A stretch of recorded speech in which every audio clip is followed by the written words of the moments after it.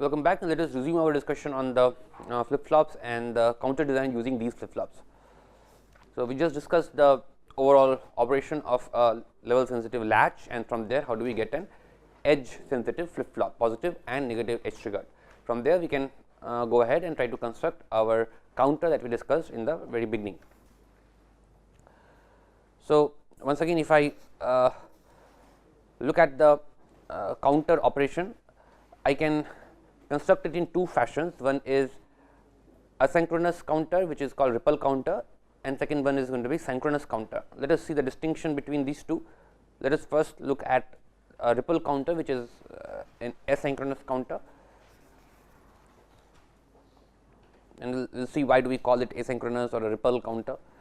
So, we will revert back to our truth table for the counting operation and try to implement the overall scheme, where each of these flip-flop stages in a chain are implementing the division of clock frequency.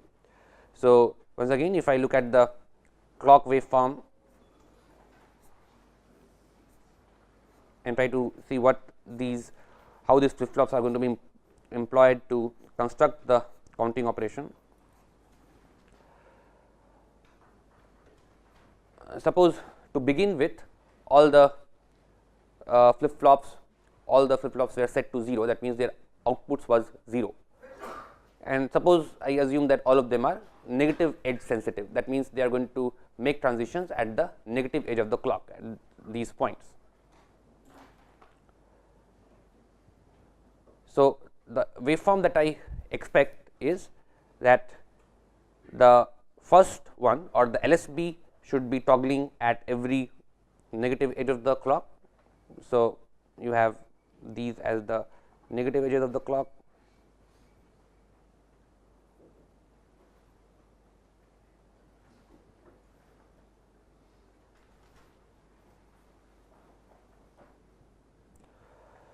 so this is the expected behavior that I want. So, at the next negative edge of the clock, again it should go down at the next negative edge, going up and down and so on.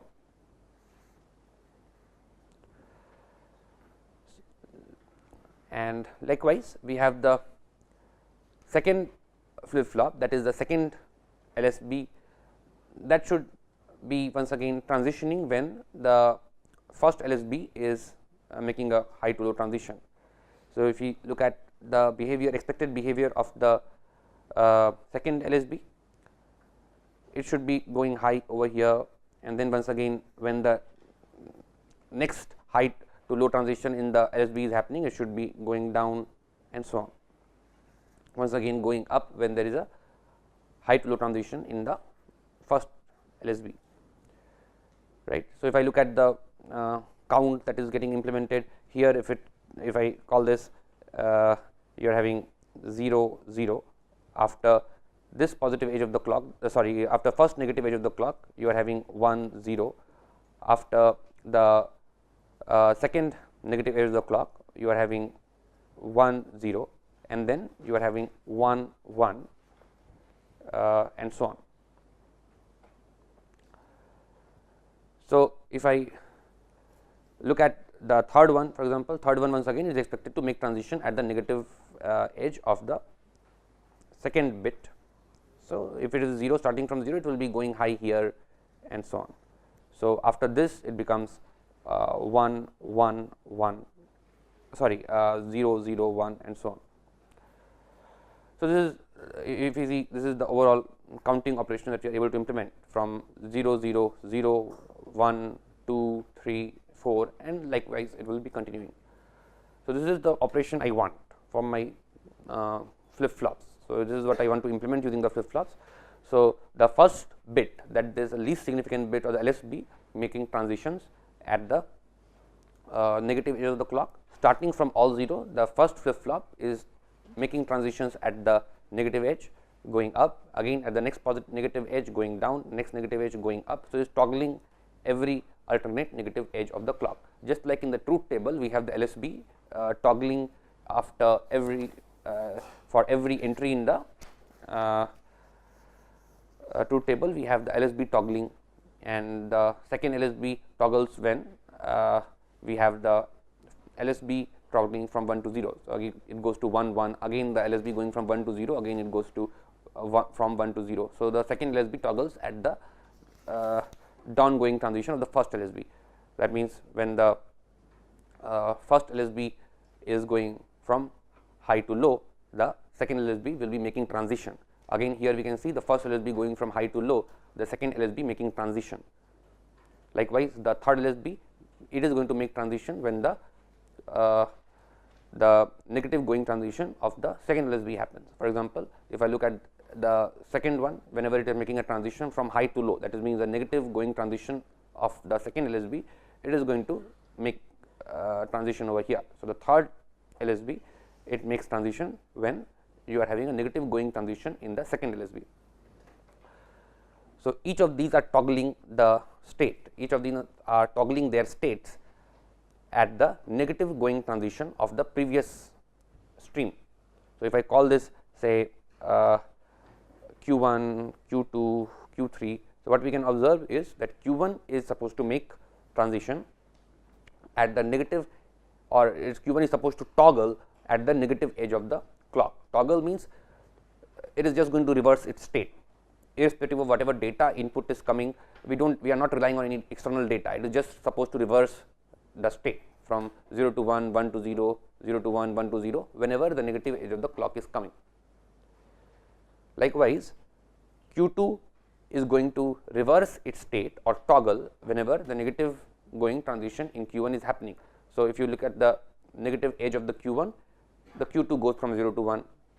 Likewise, the second negative edge of Q1, Q2 goes from 1 to 0. Third negative edge of Q1, Q2 goes from 0 to 1. So, whenever a negative going edge in Q1 is appearing, Q2 is making a transition or it is toggling from its previous state. It is changing its state from 0 to 1, 1 to 0 and so on. Likewise, same thing for Q3. Q3 is going to toggle or change its state when the negative going edge of Q2 is appearing. So, here Q2 is going from 1 to 0, as a result Q3 is going to make a transition from 0 to 1, it is toggling. So, this is the overall toggling operation that we have to implement using each of these flip flops and make sure that they toggle at the previous or the negative going transition of the previous output. So, at this level, of course, I can estimate or I can guess that yes, the Q1 can act like the clock for Q2. So, I can use Q1 as a clock and implement Q2 using a negative edge sensitive flip flop. So, that whenever there is a negative going edge or negative transition in Q1, that acts like a clock for Q2 and therefore, Q2 is going to make a transition. At that transition is just reverse. So, if it was 0 before, it should go to 1, if it was 1 before, it should go to 0, that is what I expect. Likewise, for Q3, Q2 can be used as a clock. If I use if I use a negative edge triggered flip flop to implement Q3, I can try to use Q2 as the clock for Q3. Now, Q3 being a negative edge sensitive flip flop, whenever there is a negative transition in the clock of Q3, if you are using Q2 as the clock of Q3 and there is a negative edge in the Q2, then the Q3 should be making a transition, and that transition should be just reversing the state of Q3. So, Q3 should be toggling from 0 to 1, that is what we want. So, this is clear that definitely we can use Q1 as a clock for Q2, Q2 as a clock for Q3, and make sure that Q1, Q2, Q3 are all negative edge sensitive. And the other requirement is that at the negative edge of the clocks, these flip flops should be flipping their state. If the state was 1, it should be going to 0. If the state was 0, it should be going to 1. So, we do not need a data, external data to implement that. What we need is the information about the previous state of the flip flop itself. If we know that state, we just need to make sure that the flip flop is acquiring reverse of that state. So, if the Q3 output was available to me and it was 0, I want to make sure that the next time at the negative edge of the Q2, Q3 is transitioning to 1. So, how can I implement that? One logical way will be to put the D of Q3 equal to the naught of Q3 is the previous state, right. So, if I have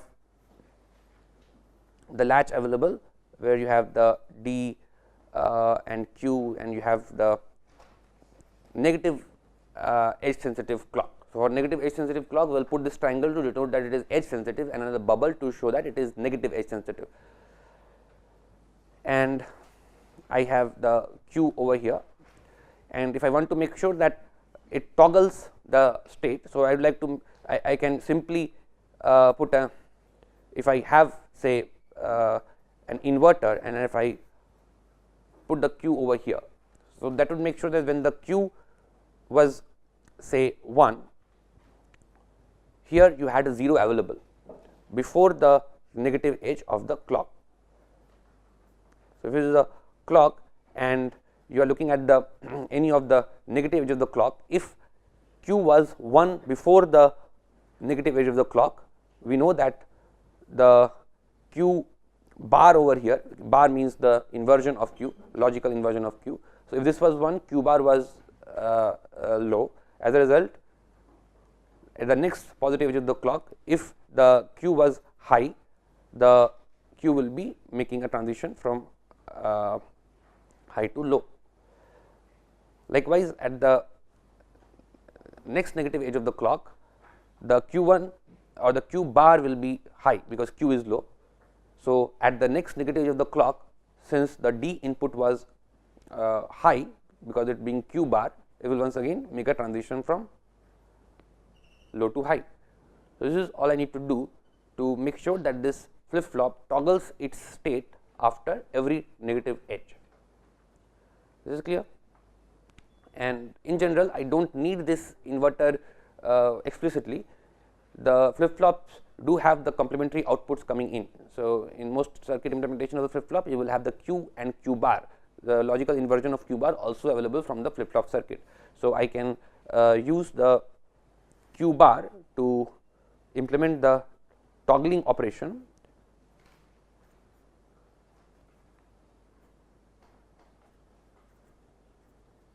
I can simply connect the Q bar to the D input, and this is going to make sure that at every negative edge of the clock, the flip flop output Q is going to flip its state from 0 to 1, 1 to 0 and so on. So, this can be called as a toggle flip flop, because at every negative edge of the clock it is going to toggle its state from 1 to 0, 0 to 1 and so on. Likewise, you can have positive edge sensitive toggle flip flop also. So, here you are using the D flip flop to construct a toggle flip flop, which is going to be useful in implementing our counter. So, we have the basic unit for implementing our counter available over here, and all we need to do in order to implement this functionality is to cascade such blocks. How do we cascade? The first flip flop in the chain should be receiving the main clock, the input clock, and as we said, the output of the first clock should be acting like the output of the first flip flop should be acting like the clock to the next flip flop. So, that at the negative edge of the transition of the first flip flop, the second flip flop is getting triggered. So, I have these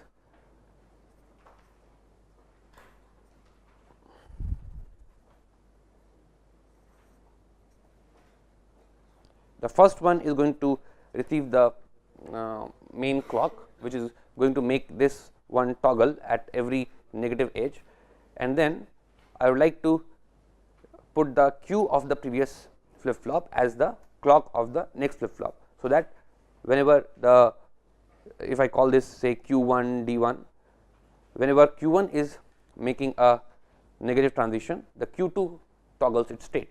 So, all I need to do is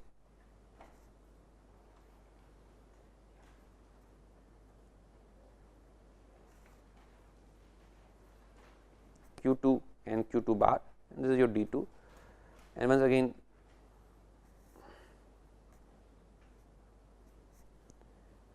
and we go on repeating this structure.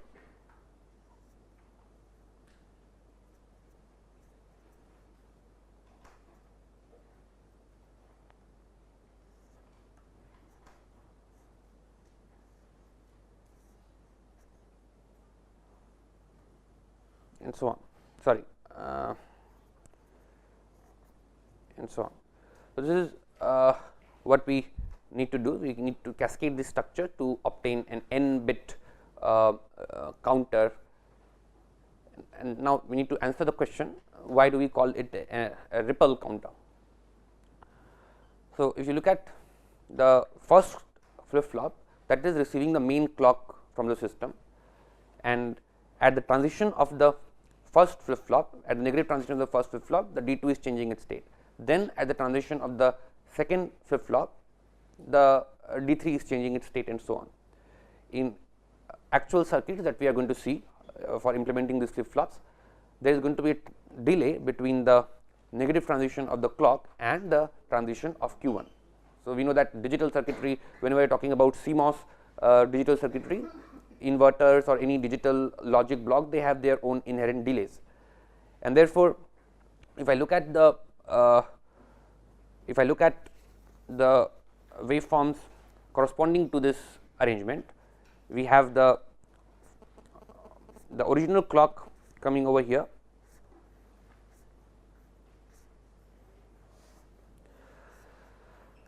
the Q1 is going to have a delay with respect to the negative edge of the clock. So, it is going to make transition only after a certain finite amount of delay after the negative edge. So, it is going to toggle after a certain delay. We can call this delay at T clock to Q, C to Q. So, is with respect to the downgoing edge of the clock, what is the time taken by the flip flop to change its state. So, ideally, of course, in our simulation waveform, it should change instantaneously whenever the clock is going low. Ideal flip flop should transition immediately at the negative edge as per our definition, but because of the inherent delays in the circuitry implementing these flip flop, there will be a finite C to Q delay, and as a result, it will be transitioning only after a finite delay. Likewise, after every edge, there will be this finite delay in the transition, from high to low transition as well as low to high transition, there will be a finite delay.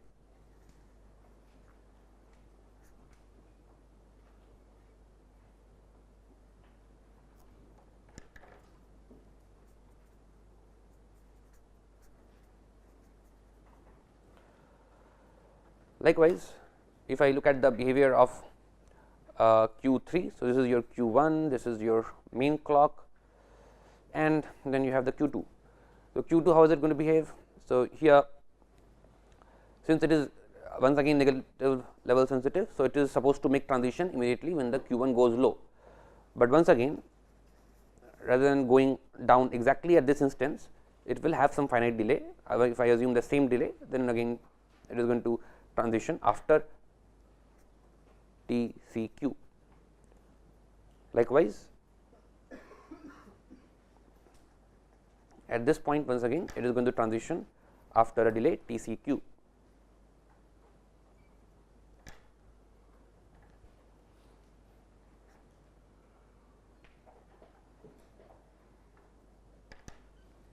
So, with respect to this, another TCQ. So, if I look at the delay of the transition of Q2 with respect to the original negative edge of the clock, we can see there is going to be a 2 TCQ delay. So, with respect to the negative edge of the clock, you have 2 TCQ delay for Q2. Likewise, if I look for Q3's waveform,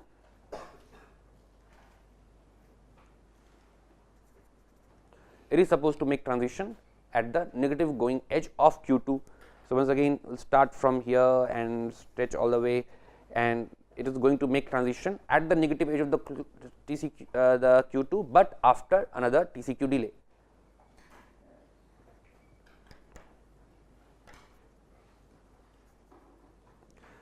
and therefore, what is the overall delay that the Q3 is having, the transition of Q3 is having with the original negative edge of the clock, we are having 3 CQ delay.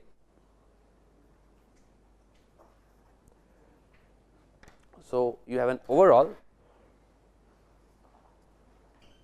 3 TCQ delay. Likewise, if you go on further and deeper into the chain, you will have n TCQ delay for the n stages of the counter, and therefore, what we can say is with respect to the negative transition of the main clock, the outputs are transitioning or rippling from the first output going to the second, third, fourth, and so on. So, there is a ripple going on, just like you drop a stone in a pond, where still water, and you drop a stone, and then you have ripples going on step by step. The same thing, you are having a negative transition over here, and then gradually step by step all are transitioning at the subsequent negative edges after certain delays. So, there is a delay when you put a stone over here and the ripple generates, it is taking some time, finally step by step, and it is finally reaching the shore. So, likewise here, after the negative transition of the main clock, step by step you are having these transitions after each TCQ delay, finally after n TCQ delay you are having the final output transitioning. So, this is the concept of ripple counter.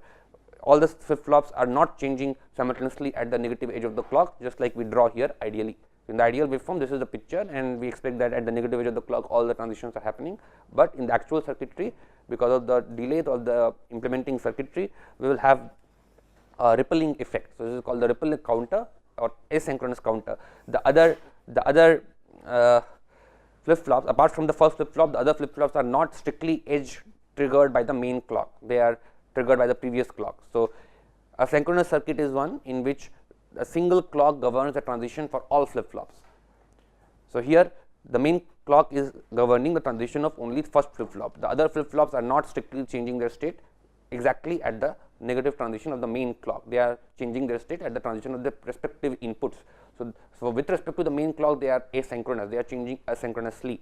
So, this is asynchronous counter or a ripple counter. We can have a synchronous counter as well, where we have all the flip flops changing their state simultaneously. We will briefly discuss that, and that can be useful when your clock frequency required is high and your data rate is high, then we may need to go for a synchronous counter. Before we discuss briefly the synchronous counter, which we are not going to use in our design, but just to distinguish it from the synchronous counter, we can have a very brief discussion. Here, how does these delay relate to our original design specification, and what should be the limitation on the TCQ for our particular application. So, if you remember, the main clock that is coming in our design, we have decided a certain clock frequency for the main clock. If you remember, it was around, I think, 250 kilohertz, considering the data rate, considering the sampling frequency and the resolution of the bit that we had. The main we are having around 2 kilohertz sampling rate, and therefore, within 0.5 millisecond we want around 127 pulses of the clock, so that we can count 127 levels, and therefore, we arrived at this 250 kilohertz requirement for the clock, and we would therefore like that the ripple should be through within one clock period. So, if it is negative edge sensitive and the data transition or the counter starts transitioning from here, before the next negative edge of the clock, the counter output should be available, or in other words, n times TCQ should be less than the period of the clock that we are looking at, TCLK in this case. So, n is the number of bits. If you are having 7 bit in the counter, you are having 7 such flip flops, and the output will be coming after n TCQ delay, and that should be lower than the clock period that we are having. Now, here if we look at the numbers that we can get from 180 nanometer CMOS technology, which you are using in your simulations, we will see that the TCQ at the transistor level circuitry it can be comfortably within 100 picosecond, a few tenths of picosecond to 100 picosecond. If you design it aggressively, it can be brought down to 10 picosecond around. For 180 nanometer, 100 picosecond can be a safe limit, and therefore, for 7 stages you just have around this number is around 700 picosecond, less than nanosecond. So, just 0.1 less than 0.1 nanosecond, sorry, less than 1 nanosecond. And as a result, if I look at the clock period that we have, it is 250 kilohertz, not even 1 megahertz. As a result, this 1 nanosecond delay is going to be comfortable enough for our application. But once again, as we target higher number of bits, there of course, the clock period will go on halving every bit, every single bit increase, and then the delay of the flip flops can become critical component in the design. As of now, in our application, we will see that this delay is not going to be critical, but we should just be aware that if you are trying to extend this concept to different design spec, having higher number of resolution, where the required clock frequency is increasing, there of course, at finally when you go on adding from 7 to 8, 8 to 9, 10, 11 and so many bits, each addition of bit doubles the clock frequency, and as a result you may for higher number of bits you may approach close to the delay of the flip flop, and in those cases the ripple flip flop or the ripple counter may not be a good option. If you are going for higher number of bits, we may like to go for synchronous counter, where we can ensure that all the flip flops are making transition at the same point. They are synchronous with the clock. Whenever the clock is having a transition from high to low, all the flip flops are changing exactly at the same time. So, that is the concept of synchronous counter. We are not going to use in this design, but you should just be aware of that concept. So, very briefly we can just discuss what is the way in which the synchronous counter is implemented. So, that leads to the concept of state machine that you might have encountered in digital electronics. So, the state machine basically stores the states of the flip flop, stores the states of the logic in the flip flop. So, suppose you have 4 bit counter and you have the outputs Q1, Q2, Q3, Q4 coming in. So, at a particular clock, they are all driven by the same clock. So, suppose they are all negative edge triggered, all driven by the same clock. So, the clock is going to all of them, and there are the toggle flip flop. So, every clock edge they can change their state, or I can use the D flip flop. I can just have the D flip flop. So, by definition, whatever is the D input available over here, I can the D1, D2, D3 and D4. So, whatever is the D1, D2, D3, D4 inputs available, according to that at the negative going edge, the Q1, Q2, Q3, Q4 will be changing the state. Here I have to make sure that this Q1, Q2, Q3, Q4 they follow the truth table that I want. So, just like the truth table that we discussed, the transition in Q1, Q2, Q3, Q4 should follow this truth table, and for that I need to figure out that if the present state of Q1, Q2, Q3, Q4 is a certain number, certain bit configuration, what is going to be the next state. So, for that I need to construct a output state for given truth table. So, avoiding the repetition, I am just using this truth table earlier drawn. So, if I look at the first, second, third, fourth, fifth and subsequent cycles, at the first cycle the output of C1, C2, C3, C4 were all 0. So, what do I expect should be the state for C1, C2, C3, C4 at the next cycle should be 0, 0, 0, 1. Likewise, at the second cycle the output of the flip flop is 0, 0, 0, 1. I expect that the outputs of the flip flop in the next cycle should become 0, 0, 1, 0. Likewise, if the output of the flip flops in the second cycle was 0, 0, 1, 0, I would like that in the third cycle it should become so on. Now, how do I make sure that if the output in the previous state or the flip flop output in the previous state was this. How do I make sure that in the next stage the output becomes this? I just need to make sure that the D inputs are these, right.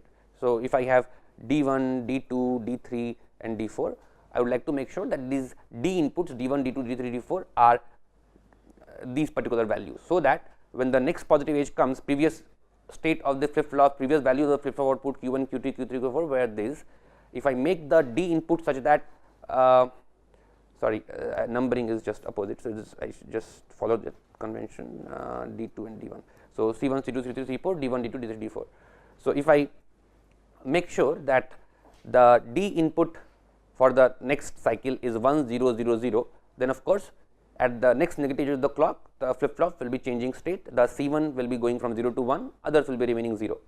Likewise, at the second stage, if I make sure that the D inputs are like this 0 0 1 0, previous state of the flip flop or output of the flip flop was 0 0 0 1, next negative edge of the clock comes, and therefore, the D inputs that were available to all these flip flop will be copied to the output state, and as a result the flip flop will be turning to 0 0 1 0. So, basically I have to make sure that these are the D inputs, this is the way D inputs are going to change as per the previous values of C. So, basically how do I implement this? I can implement the truth table of each of these D's, D1, D2, D3, D4 as a function of the C1, C2, C3, C4. That means, the previous state, depending upon the previous state, whatever was the value of C1, C2, C3, C4, for that I have a dependency of this D4. So, D4 is going to have a truth table with respect to the previous state of C1, C2, C3, C4. Likewise, D3 is going to have a truth table, and each of these can be implemented using a K map. You can reduce it, 4 inputs, you can conveniently reduce it and try to arrive at the logic which is going to give me the D, the value of D4 or a logic function for D4 as a function of the previous outputs. So, if I have the previous outputs, I can call it Q n minus 1, means previous step output Q n minus 1, 1, 2, 3, 4 available in the previous state. I will have a logic function f which is going to give me the individual, if I call this f1, this is supposed to give me the logic state d1. So, that d1 as a function of previous q states Q1, Q2, Q3, Q4 is available.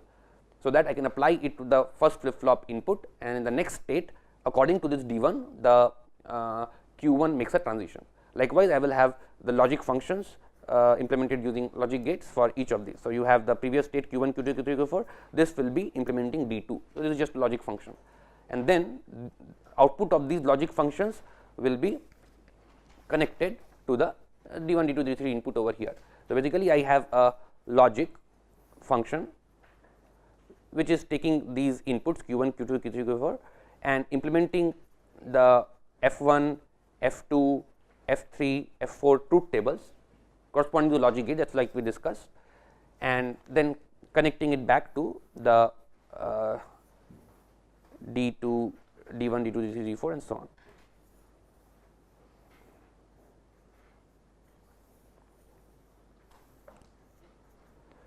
So, this is going to be our synchronous counter.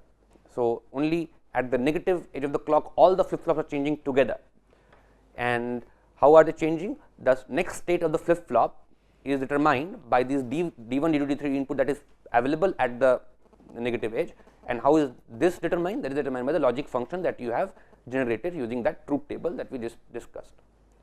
So, this is the combinational logic which is implementing the functions F1, F2, F3, F4, generating the D inputs for the flip flops, and this is the sequential element which is latching that D input and generating the next state. So, this is the sequential element which stores the state or latches the state and gives the input to the logic block. The logic block once again produces the F1, F2, F3, F4, the next state D inputs which should be going to the flip flop, and again at the next negative edge of the clock these D inputs will be latched by the flip flop to generate the Q1, Q2, Q3, Q4 outputs.